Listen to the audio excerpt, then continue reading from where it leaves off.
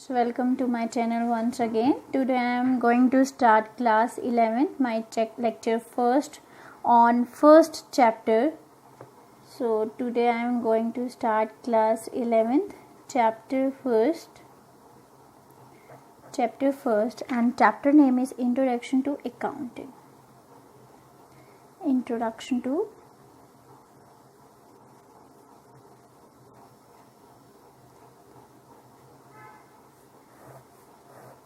I know this is new subject for you. Accountancy is a new subject for you, so it is with you think that it's really bit it will be difficult to do accounting, but actually it is not. Accountancy is very easy subject, but problem is that you don't have to cram anything. आपको कुछ रटने की जरूरत नहीं है accountancy में अगर आप चीज़ों को समझते हैं दैट तो आपको अकाउंटेंसी बहुत इजी लगेगा. लेकिन अगर आपकी ये है कि नहीं रट के या क्रैम करके आप अकाउंटेंसी को विन कर सकते हैं, नो यू कांट, राइट. क्योंकि अकाउंटेंसी में आपको क्या जो भी चीज़ें हैं उन सबका कुछ ना कुछ कंसेप्ट है, मतलब आप उसको समझें और फिर उसके बाद करें. आप एक बार क्रैम करके अपनी 11th-12th क्लियर कर सकते हैं, लेकिन आगे आपको बहुत प्रॉब्लम होती है उन स्टूडेंट्स को खासकर जिनका बेसिक क्लियर नहीं होता. तो इसी वजह से हम बोलते हैं कि class 11th is very important for all the students, because ये आपको क्या बताती है, ये आपका बेस को स्ट्रॉन्ग करती है. So it's very important to read the chapter, to understand the chapter. Concept wise आपको सबके कंसेप्ट क्या होने चाहिए, क्लियर होने चाहिए, राइट. आज हम स्टार्ट करेंगे इंट्रोडक्शन टू अकाउंटिंग को फर्स्ट लेक्चर. सबसे पहले हम समझते हैं एक्चुअली में अकाउंटिंग है क्या, राइट. अकाउंटिंग क्या है, एक सिंपल सी बात लेते हैं, प्रैक्टिकली लेके चलेंगे हर चीज़ को. तो अकाउंटिंग क्या होती है, जैसे कि हम लोग क्या करते हैं, हम कोई भी बिजनेसमैन आप एज्यूम कीजिए, वो क्या करता है, पूरे टाइम बिजनेस करता है. अकाउंटिंग ईयर जो हमारा होता है वो 1 ईयर का होता है, ठीक है. फिर 1 साल के बाद वो पूरा देखता है कि मुझे क्या प्रॉफिट हुआ, मुझे क्या लॉस हुआ, वो सब कुछ क्या करता है, उसको लिखता है या सिस्टमैटिकली उसकी क्या करता है, रिकॉर्डिंग करता है, सब कुछ लिखता है. तो उसी को ही हम एक तरह से प्रैक्टिकली उसी चीज़ को ही हम अकाउंटिंग कहते हैं कि वो सिस्टमैटिकली उन सब चीज़ों को लिख रहा है. उससे उसे पता चल रहा है कि क्या उसको बिजनेस में प्रॉफिट हुआ या फिर लॉस हुआ, राइट. तो मैं ये कह सकती हूँ कि अकाउंटिंग एक्चुअली में है क्या है. अकाउंटिंग क्या है, एक सिस्टमैटिक प्रोसेस है, क्योंकि वो सिस्टमैटिकली जो भी कुछ करेगा वो सिस्टमैटिकली करेगा, ठीक है. अपने प्रॉफिट या लॉस निकालना है तो जो भी कोई बिजनेसमैन है या जो भी अकाउंट्स लिख रहा है वो बहुत एक सिस्टमैटिकली काम करेगा, ठीक है. एक चीज ध्यान रखना, accounting is a systematic process, ठीक है. मैंने ये बता दिया आपको, ठीक है. Accounting is a systematic process of. अब देखो क्या होता है, हमेशा ध्यान रखो, first thing to remember is कि जो भी हम अकाउंटेंसी में लिखते हैं that should be of financial nature. वो क्या होना चाहिए, फाइनेंशियल नेचर का होना चाहिए. अब आप कहेंगे फाइनेंशियल नेचर मीन्स क्या होता है. देखो कोई भी ट्रांजैक्शन हम करते हैं 2 नेचर की होती है, तो फाइनेंशियल या नॉन फाइनेंशियल. एक फाइनेंशियल मीन्स मनी से रिलेटेड एंड नॉन फाइनेंशियल वो होता है जो कि मनी से रिलेटेड नहीं है, ठीक है. तो हमें क्या करना होता है, अकाउंटेंसी में सिर्फ वही चीज़ें लिखी जाती हैं जो कि मनी से रिलेटेड है या फिर मैं ये कहूँ कि फाइनेंस से रिलेटेड है. तो पहले मुझे ये पहचानना पड़ेगा कि जो मैं ट्रांजैक्शन लिखने जा रही हूँ अकाउंटेंसी में क्या वो मनी से रिलेटेड या फाइनेंशियल नेचर की है या नहीं. सबसे पहले मुझे आइडेंटिफाई करना पड़ेगा. इसका मैं एक एग्जांपल आपको बताती हूँ. सपोज मेरी जो बिजनेस है उसमें क्या हुआ, मैंने 2 चेयर्स खरीदी या 3 टेबल्स खरीदे, तो क्या मैं उसको मनी में मेजर कर सकती हूँ. हाँ, मैं उसको मनी में मेजर कर सकती हूँ. तो इसका मतलब वो फाइनेंशियल नेचर की है और उसको मैं अकाउंटिंग में अपना प्लेस दूंगी, उसको अकाउंटिंग में लिखूंगी जब मैं अकाउंट्स बनाऊंगी. और सेकेंड एग्जाम्पल सुनो. सेकेंड एग्जाम्पल मेरा ये है कि अगर सपोज मेरा बिजनेस है और उसमें 2 मेरे एम्प्लॉयज़ हैं, वो दोनों बहुत ही बेस्ट एम्प्लॉयज़ हैं, बट दोनों का किसी वजह से डिस्प्यूट हो जाता है और जिसकी वजह से मुझे बहुत लॉस हो जाता है, क्योंकि उनका डिस्प्यूट हुआ, उन्होंने अपना काम अच्छी तरह से नहीं किया और जिसकी वजह से मुझे लॉस हो गया. तो क्या मैं ये जो उनका जो झगड़ा था, वो झगड़े की वजह से जो मुझे परेशानी हो रही है, क्या मैं उसको मनी में मेजर कर सकती हूँ. नहीं, मैं उसको मनी में मेजर नहीं कर सकती. तो इसका मतलब वो इंसिडेंट मेरा नॉन फाइनेंशियल नेचर का है. जिस चीज़ को मैं मनी में मेजर कर सकती हूँ वो फाइनेंशियल, और जिस चीज़ को मैं मनी में मेजर नहीं कर सकती वो मेरा नॉन फाइनेंशियल होता है, ठीक है. तो सबसे पहले मुझे आइडेंटिफाई करना पड़ेगा ट्रांजैक्शन को, क्या ये फाइनेंशियल नेचर की है या नॉन फाइनेंशियल नेचर की है. अगर वो फाइनेंशियल नेचर की है तो आई विल टेक इट, तो मैं उसको अपने अकाउंट्स की बुक में लिखूंगी. और अगर वो नॉन फाइनेंशियल नेचर की है तो उसको मैं अकाउंट्स में नहीं लिखूंगी. तो first you have to identify whether it is a financial nature और नॉन फाइनेंशियल नेचर. ठीक है। तो फाइनेंशियल नेचर की थी, जैसे 2 चेयर्स थी, 3 टेबल्स आपने खरीदे, बिल्डिंग बेची या कुछ भी, उसको मैं पैसे में माप सकती हूँ। मैंने देखा कि वो फाइनेंशियल नेचर की है तो इसको मैं अपने अकाउंट्स में लिखूंगी। सेकेंड मैं क्या करती हूँ, आइडेंटिफाई कर लेती हूँ कि ठीक है ये मेरी जो बिल्डिंग थी दैट इज ऑफ 25,000, आइडेंटिफाई कर लिया कि ये मेरे फाइनेंशियल नेचर की है जिसको मैं मनी में मेजर कर सकती हूँ, ठीक है। फिर नेक्स्ट मैं क्या करूँगी, उसको मेजर करूँगी कि ठीक है अगर ये मैंने बिल्डिंग खरीदी या 2 चेयर्स खरीदे, ये मेरी फाइनेंशियल नेचर की है, आइडेंटिफाई किया, फिर मैंने उसको मेजर किया, ये एक्चुअली में 3 लाख की है, 2 लाख की है, ये चीज़ मैंने उसको मेजर कर लिया, ठीक है।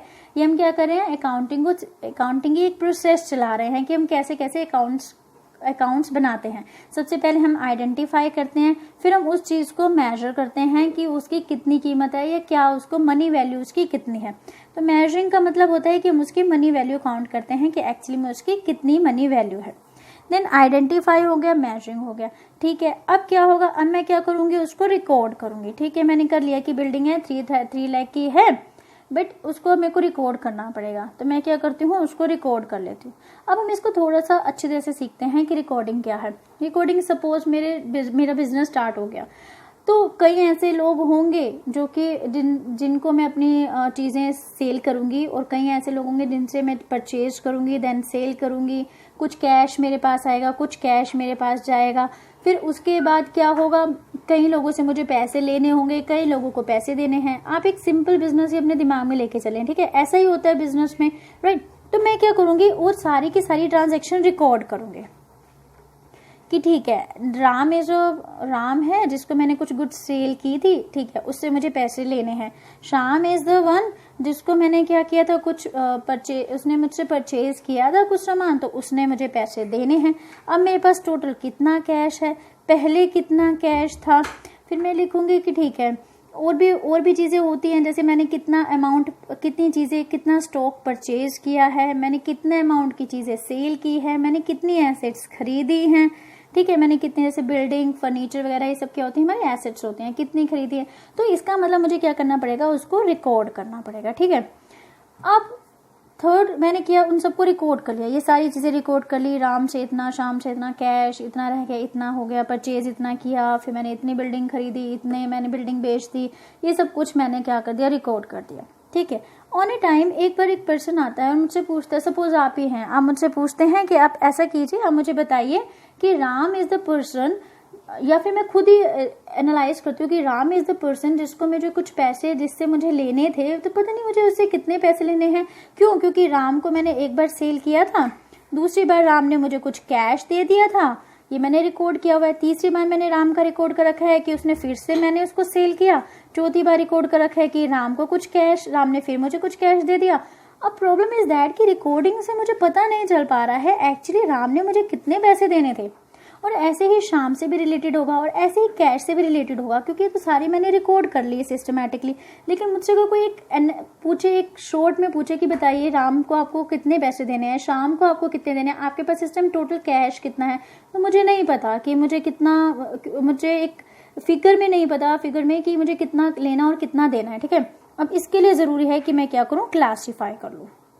क्लासीफाइंग का मतलब ये होता है कि मैं एक अकाउंट बना लूँ, या आप अकाउंट अभी हम नहीं समझेंगे अकाउंट क्या होता है, आप ये समझें कि क्लासीफाइंग का मतलब ये होता है कि मैं ऐसा करती हूँ, राम से रिलेटेड ट्रांजैक्शन एक जगह लिख लेती हूँ, शाम से रिलेटेड ट्रांजैक्शन एक जगह लिख लेती हूँ, कैश से रिलेटेड ट्रांजैक्शन एक जगह लिख लेती हूँ। तो इससे मुझे क्या फ़ायदा मिलेगा, इससे ये फ़ायदा मिलेगा कि राम से रिलेटेड जितनी ट्रांजैक्शन होंगी तो मुझे कोई लास्ट में पूछेगा तो मैं उसको बता दूंगी, ये ऐसे मुझे इतना पैसा इससे लेना है, मुझे इतनी सारी ट्रांजैक्शन, जो पूरे एक दिन में हज़ारों ट्रांजैक्शन होती हैं, उसके बाद एक साल में देखो कितने ट्रांजैक्शन होते होंगे, फिर उस सबको मुझे सर्च करने की जरूरत नहीं है। क्यों? क्योंकि वो मैंने राम से रिलेटेड ट्रांजैक्शन तो इधर लिख रखे हैं, और मुझसे कोई पूछेगा तो मैं उसको बता दूंगी, हाँ मेरे इतने पैसे उससे लेने हैं, राइट। तो इसलिए ज़रूरी है कि क्लासीफाई किया जाए, राइट। अभी तक हमने क्या क्या किया, अभी तक हमने आइडेंटिफाई किया कि वो फाइनेंशियल नेचर की है कोई भी ट्रांजैक्शन या नॉन फाइनेंशियल नेचर की है। फिर मैंने जो आइडेंटिफाई किया, फिर मेजर किया वो उसकी वैल्यू कितनी है। फिर मैंने जब मेजर कर लिया तो उसको रिकॉर्ड कर लिया। But recording is not enough, क्योंकि मुझे एक एनालाइज करके नहीं बताती किसी भी चीज़ को, तो इसलिए मैंने उसको क्लासीफाई किया। क्लासीफाई किया ना, हर एक पर्सन से रिलेटेड, हर एक कैश से रिलेटेड, हर एक चीज़ से रिलेटेड मैंने उसको अलग अलग लिख लिया। इसको एक्चुअली में हम अकाउंट कहेंगे, जब आगे आप पढ़ेंगे तो मैं इसको बोलूँगी कि मैंने राम का अकाउंट बनाया, श्याम का अकाउंट बनाया, जिसमें श्याम से रिलेटेड सारे ट्रांजेक्शन्स लिख ली। देन नेक्स्ट, अब ये तो आपने मुझसे पूछ लिया, ठीक है इतना है राम से लेना है। अब आप मुझसे पूछेंगे तो मैं आपको बता दूंगी शाम को इतना देना है, मेरे पास टोटल इतना कैश है, ये चीज़ मैं आपको बता सकती हूँ। देन आप क्या करते हैं, नेक्स्ट आप मुझसे कोई पूछते हैं, ठीक है आपको पता है कि आपके पास इतना कैश है, आपके पास राम से इतना लेना है, शाम से इतना देना है, आपने इतना परचेज किया, ये भी आपने बना लिया अकाउंट, सेल इतना किया, ये भी अकाउंट आपने बना लिया। तो आप मुझे ये बताइए कि आपका कितना प्रॉफिट है और कितना लॉस है।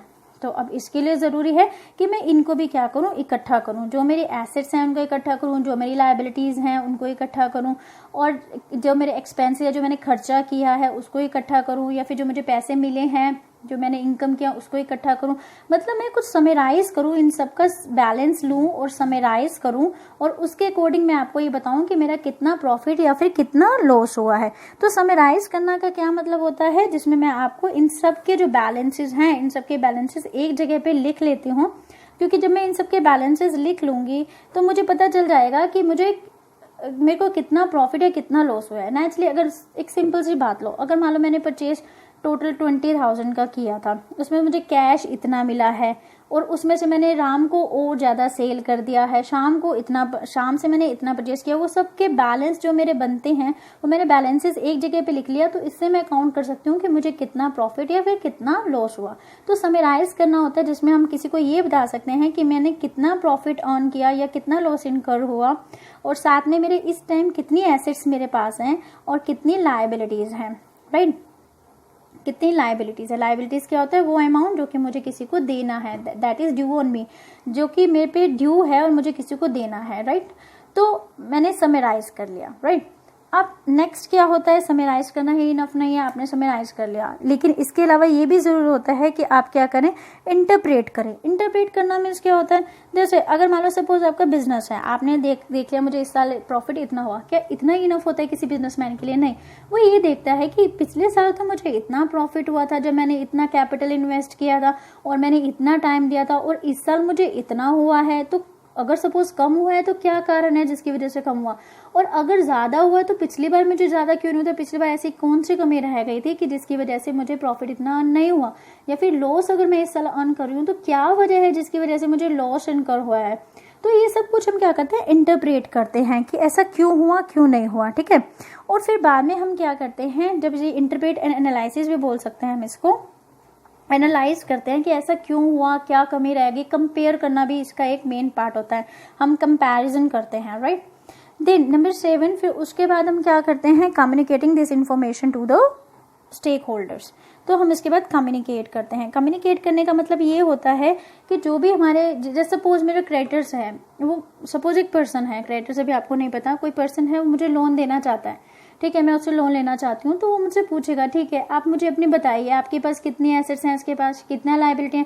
तो ऐसे लोगों को जिसका बिजनेस में इंटरेस्ट है उनको अपने बिजनेस की इन्फॉर्मेशन देना ही क्या होता है, कम्युनिकेट करना होता है। अब जैसे बड़ी बड़ी कंपनीज होती हैं, उनको क्या करना होता है कि हर साल के एंड में अपनी, आप कभी मार्च में देखना 31 मार्च को उनकी हो जाती है, तो अप्रैल के आई थिंक न्यूज़पेपर में देखना, वो सब क्या करते हैं, अपनी बैलेंस शीट, अपनी जो भी एसेट्स लायबिलिटीज हैं वो सब कुछ डिस्क्लोज करती है, मतलब वो कम्युनिकेट करती हैं अपने बिजनेस के बारे में, सारी इंफॉर्मेशन कम्युनिकेट करती हैं, ठीक है। तो अब मैंने इससे क्या क्या सीखा, मैंने ये सीखा कि अगर मुझे अकाउंटिंग करनी है तो पहले मुझे चीज़ों को आइडेंटिफाई करना पड़ेगा, राइट। तो मैं लिख सकती हूँ यहीं पे, accounting is a systematic process of identifying, फिर क्या किया था हमने, मेजर किया था, मैं लिख दूं यहाँ पर मेजरिंग।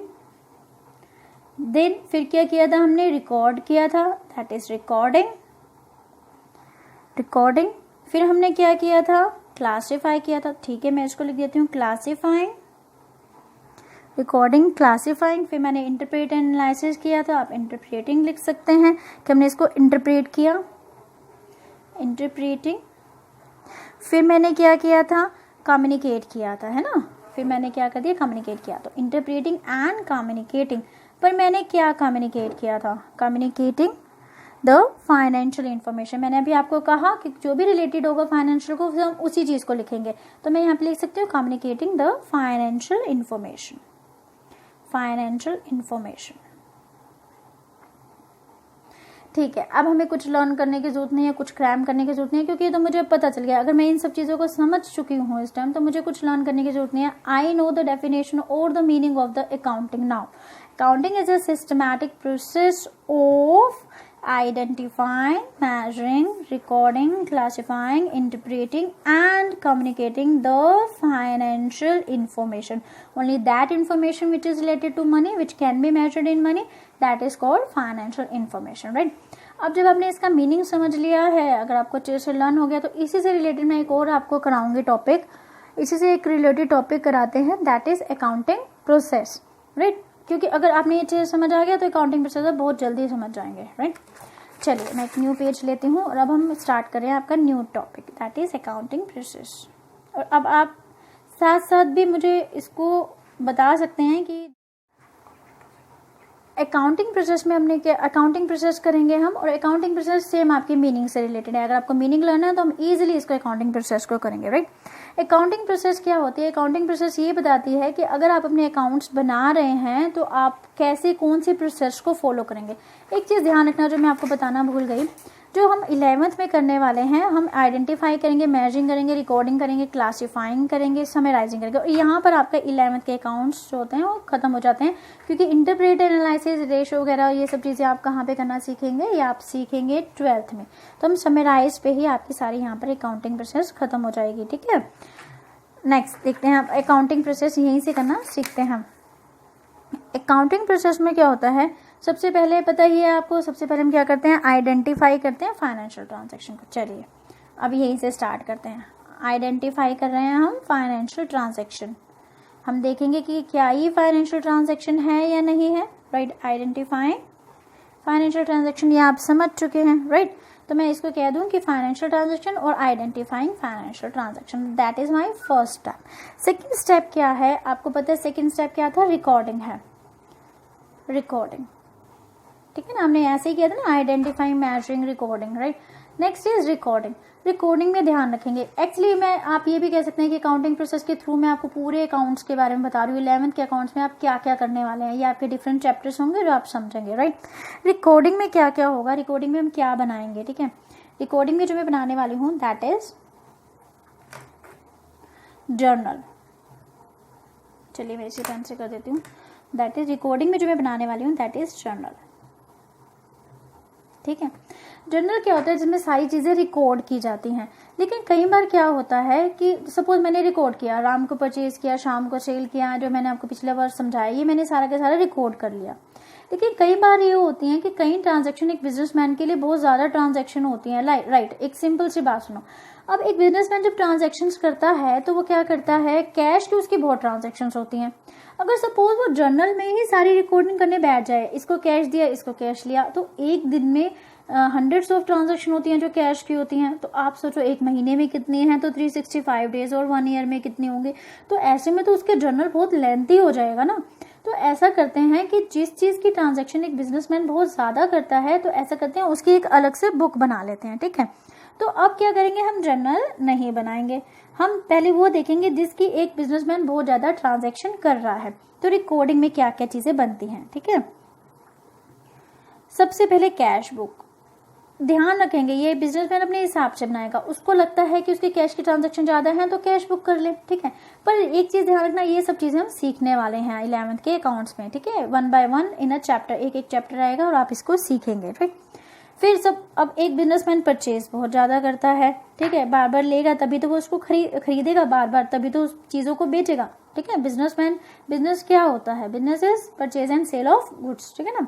अगर हम सिंपली तौर पे उसको देखें तो, ठीक है? सेल भी उसकी बार बार होती है, क्योंकि जो भी परचेज कर रहा है तो उसको बेचेगा भी अपने कस्टमर्स को। देन कई बार क्या होगा कि हमने परचेज किया लेकिन किसी वजह से मुझे वो चीज़ पसंद नहीं आई और हमारे बिजनेस ने क्या किया, उसको वापस लौटा दिया। तो जो मैंने खरीदा था अगर मैं उसको वापस लौटा देती हूँ that is called purchase return. तो मैं क्या करती हूँ, इसकी भी एक बुक बना लेती हूँ, बार बार परचेज रिटर्न होते हैं तो। और सेल रिटर्न भी बुक बना लेते हैं, सेल्स रिटर्न बुक कि अगर मान लो मैं कुछ सेल करती हूँ और कस्टमर को नहीं पसंद आ रहा तो वो उसको वापसी कर देगा, तो that is cell return book. उससे रिलेटेड जितनी भी चीज़ें होंगी वो मैं सेल रिटर्न बुक में लिखूंगी। फिर दो और बुक्स हैं जो आपके सिलेबस में नहीं है बट वो रिकॉर्डिंग में मेंशन होती हैं, that is bill receivable book, bill receivable book, BR book, ठीक है। और ऐसे ही एक बिल्स पेबल बुक होता है। अब ये होता क्या है, अब आप ये सोचेंगे कि ये क्या है, क्योंकि ये आपके लिए बिल्कुल न्यू वर्ड है। अब ध्यान से समझना ये क्या होते हैं, ठीक है। बिल रिसीवेबल बुक क्या होता है, सपोज, ठीक है, आपसे मुझसे किसी ने क्या किया, कोई भी चीज़ खरीदी या कोई किसी भी वजह से उसको क्या करना है, मुझे पैसे देने हैं, ठीक है। अगर मान लो मुझे किसी ने पैसे देने हैं और मैं उसको कहती हूँ ठीक है आप मुझे पैसे दे दीजिए जो आपने मुझे देने हैं, सपोज आपने 300 रुपीज़ देने हैं तो आप ऐसा कीजिए मुझे 300 रुपीज़ दे दीजिए। लेकिन वो कहते हैं कि ऐसा है कि अभी तो मेरे पास पैसे हैं नहीं, तो आप ऐसा करना आफ्टर 3 मंथ्स आप मुझसे पैसे ले लेना। तो आई सेड यस, ठीक है चलो मैं 3 मंथ्स ले लूँगी, लेकिन क्या गारंटी है कि आप मुझे 3 मंथ्स बाद पैसे दे देंगे। तो ऐसा करो, मैं आपको एक नोट लिख के देती हूँ। तो उसमें वो क्या करते हैं, हम एक नोट लिख के दे देते हैं, ठीक है, कि yes this is the person, suppose कोई भी पर्सन है, इसने मुझे 3 मंथ्स के बाद 300 रुपीज़ लौटाने हैं, राइट। ये जो नोट होगा ये मेरे पास रहेगा, ठीक है, ये मेरे पास रहेगा। और मैं उसको क्या बोलूँगी, ठीक है ये मेरे पास है, आप ऐसा करो आप इसको साइन करके मुझे दे दो, ठीक है, मैं आफ्टर 3 मंथ्स आपके पास आऊँगी, आप मुझे पेमेंट कर देना, राइट। तो वो कहता है चलो ठीक है। तो मैं उस बिल रिसीवेबल, इसको क्या बोलेंगे, जो ये मैंने डॉक्यूमेंट तैयार किया है इसको मैं बोलूँगी बिल रिसीवेबल। मैंने इसको बिल रिसीवेबल क्यों बोला, क्योंकि ये पैसा मुझे रिसीव होने वाला है, ठीक है, तो बिल रिसीवेबल, ठीक है। और ये मेरी एक एसेट होती है क्योंकि ये पैसा मुझे क्या होने वाला है, रिसीव होने वाला है, ठीक है। और अब वो जो जिस पर्सन को मैंने पैसा दिया था उसने कहा था मैं आपको दे दूंगा, वो उसके लिए क्या होगा, वो होगा बिल्स पेबल, क्योंकि वो पैसा उसने क्या करना है, बिल को पेमेंट करना है, ठीक है। तो वो उसके लिए क्या है, बिल्स पेबल है। तो वो जो नोट होगा वो उसके लिए बिल्स पेबल होगा। वो क्या करेगा, उसी नोट को साइन करके मुझे वापसी लौटा देगा, साइन कर देगा अपने, और मैं उसको 3 मंथ्स के बाद जाऊंगी ड्यू डेट पे, मैं कहूंगी कि मुझे पैसे दे दीजिए, मुझे पैसे दे देगा और बिल रिसीवेबल कैंसिल हो जाएगा, उसकी बुक में से बिल पेबल कैंसिल हो जाएगा। मतलब जब मैं अपनी बुक में लिखूंगी तो मैं तो बिल रिसीवेबल बुक में लिखूंगी क्योंकि ये मेरा बिल रिसीवेबल है, इस पर्सन ने मेरे पैसे देने हैं। और वो अपनी जो बुक में यूज करेगा वो बिल्स पेबल वाली बुक यूज करेगा क्योंकि वो चीज उसके लिए क्या है, बिल्स पेबल है, राइट। तो कई लोगों का इन चीजों में ट्रांजैक्शन ज्यादा होता है तो वो भी बिल रिसीवेबल और बिल्स पेबल बुक बना लेते हैं, ठीक है। अब इसके बाद और कोई ट्रांजैक्शन बच जाती है, जैसे सपोज मैंने एक फर्नीचर खरीदा है, उधार पे फर्नीचर खरीदा है, वो कैश में तो कोई काम नहीं किया मैंने, परचेज सेल में, ये चीज़ अभी मैंने आपको समझाई नहीं, बाद में देखेंगे, ठीक है, इसको अच्छे से समझाऊंगी। तो अभी सिर्फ आप बुक्स को नोट कीजिए। तो अगर कोई भी ट्रांजैक्शन जो कि इन सब बुक्स में नहीं आती है वो किस में जाती है, जर्नल प्रॉपर में जाती है। अभी हम ये पूरा चैप्टर करेंगे बहुत अच्छे, जैसे 2 चैप्टर में 3 चैप्टर में डिवाइडेड है, तो बच्चे जैसे करेंगे तो आपको सब चीज़ें समझ आ जाएंगी। तो मतलब मैं आपको ये कहना चाहती हूँ कि अगर मुझे रिकॉर्डिंग करनी है, अकाउंटिंग प्रोसेस में रिकॉर्डिंग करनी है, तो उसके लिए मैं ये सारी बुक्स बनाती हूँ, cash book, purchase book, cell book, purchase return, cell return, bill receivable, bills payable book, और कोई ट्रांजैक्शन इन सब में नहीं होती तो वो जर्नल प्रॉपर में मेरी रिकॉर्ड हो जाती है, ठीक है। और ये बिजनेसमैन अपने अकॉर्डिंगली ही बनाता है, जितनी उसको जरूरत होती है। कई बार उसको बिल रिसीवेबल बुक की जरूरत नहीं होती तो वो नहीं बनाएगा, लेकिन हम चीज़ें सीखेंगे सारी, हमारी जो सिलेबस में नहीं है, I think bill receivable book भी नहीं है, बिल्स पेबल बुक नहीं है, ठीक है, बट ये प्रोसेस में है आपके, तो इसलिए आपको सीखना जरूरी है। अच्छा ठीक है, अब चलिए रिकॉर्डिंग तो हो गया। अब उसके बाद हमने नेक्स्ट क्या किया था, रिकॉर्डिंग के बाद क्या किया था हमने, दैट इज रिकॉर्डिंग के बाद क्या था, क्लासीफाइंग किया था ना, फिर समराइजिंग किया था, याद रखना। अब क्लासीफाइंग के लिए आप क्या करेंगे, दैट इज क्लासीफाइंग, क्लासिफिकेशन या क्लासीफाइंग कुछ भी लिख सकते हैं, क्लासीफाइंग। तो ध्यान रखना क्लासीफाइंग करने के लिए हम कितने अकाउंट्स बनाते हैं, क्लासीफाइंग करने के लिए हम क्या करेंगे, लेजर बनाते हैं, लेजर अकाउंट। तो इसको मैं एक शॉर्ट में लिख देती हूँ यहीं पे कि क्लासीफाइंग करने के लिए हम लेजर अकाउंट्स बनाते हैं। अब मैंने आपको क्लासीफाइंग करना सिखाया था ना, अकाउंट्स बनाना सिखाया था, मैंने आपको कहा था हम क्या करते हैं, जो एक ही पर्सन से रिलेटेड हम सारी ट्रांजैक्शन एक ही साइड लिख देते हैं, उसी को ही हम अकाउंट कहते हैं, ठीक है ना। तो क्लासीफाइंग जो भी हम अकाउंट बनाते हैं उसको हम लेजर बोलते हैं, राइट। तो क्लासीफाइंग कैसे होगा, बाय मेकिंग लेजर अकाउंट्स, ठीक है। ये सब चीजें हम सीखने वाले हैं। नेक्स्ट क्लासीफाइंग के बाद नेक्स्ट हमने समराइजिंग किया था, तो ये हो गया समराइजिंग। समराइजिंग में हम कौन कौन से अकाउंट बनाने वाले हैं, दैट इज फर्स्ट इज, अगर मैं यहाँ पे लिख देती हूँ फर्स्ट जो मेरा समराइजिंग में अकाउंट होगा दैट इज ट्रायल बैलेंस। इसमें हम सबके बैलेंसेस लिख लेते हैं, मैंने आपको बताया ना सबके बैलेंसेस लिख लेते हैं। सेकंड में जो बनाऊंगी that is trading and profit and loss account, trading and profit and loss account, यहाँ से हम अपना प्रॉफिट निकालते हैं कि मेरा कितना प्रॉफिट, ये प्रॉफिट है और ये लॉस है, एंड प्रॉफिट एंड लॉस, ठीक है, प्रॉफिट एंड लॉस। और जो थर्ड अकाउंट यहाँ पे बनाऊंगी बैलेंस शीट, और इसके बाद यहाँ पर 11th का जो मेरा सिलेबस है दैट इज कम्प्लीटेड। तो यहाँ पे कंप्लीट हो जाएगा जैसे आप बैलेंस शीट बनाना सीख जाएंगे, राइट। ये आपका लास्ट टॉपिक होगा, लेकिन हम अपने प्रोसेस को तो पूरा करेंगे ना। तो प्रोसेस में हमारा एक चीज़ और रह गई थी, दैट इज सॉरी यहाँ से तो होगा नहीं, वो यहाँ से होगा, राइट। अभी मैं इसको आपको डबल में कर देती हूँ तो आपको समझ में आ जाएगा। Next is analysing and interpreting the, ठीक है, analysing and interpreting and interpreting. और फिर लास्ट जो मेरा था that is communicating to the user. यही था ना, यही चीज़ें से मैंने आपको कराया है ना, recording, classifying, summarising, interpreting, analysing and communicating. तो यही चीज़ मैंने आपकी प्रोसेस में लिख दी। लेकिन प्रोसेस में मैंने आपको अकाउंट्स भी बनाए कि इन सब में आपको कौन कौन से अकाउंट्स बनाने होंगे। तो यहाँ पर मैं लिखूंगी communicating to the users, that is my last step in the process. तो कम्युनिकेटिंग टू द यूजर, ठीक है, ये मेरी यहाँ पर प्रोसेस क्या हो जाएगी, कंप्लीट हो जाएगी। और प्रोसेस भी मैंने कहाँ से ली, उसके मीनिंग से ही कंप्लीट कर लिया, राइट। तो ये चीज़ें आपकी बुक में दे रखी हैं टीएस ग्रेवाल में, क्योंकि अभी फिलहाल मैं टीएस ग्रेवाल को ही लेके चल रही हूँ। जो मैं चीज़ें लेती हूँ टीएस ग्रेवाल, डीके गोयल, ऐसे जीएस अलग, तो ये सब बुक से प्लस करके ही मैं आपको पढ़ाऊँगी। तो ये सब चीज़ें आपकी बुक में दे रखी है, अकाउंटिंग का मीनिंग, अकाउंटिंग प्रोसेस। और आई होप कि आप इसको रीड कर लेंगे। और please do not cram anything in accountancy, right. तो कल हम मिलते हैं, कल मैं इससे नेक्स्ट टॉपिक आपको कराऊंगी। Thanks for watching.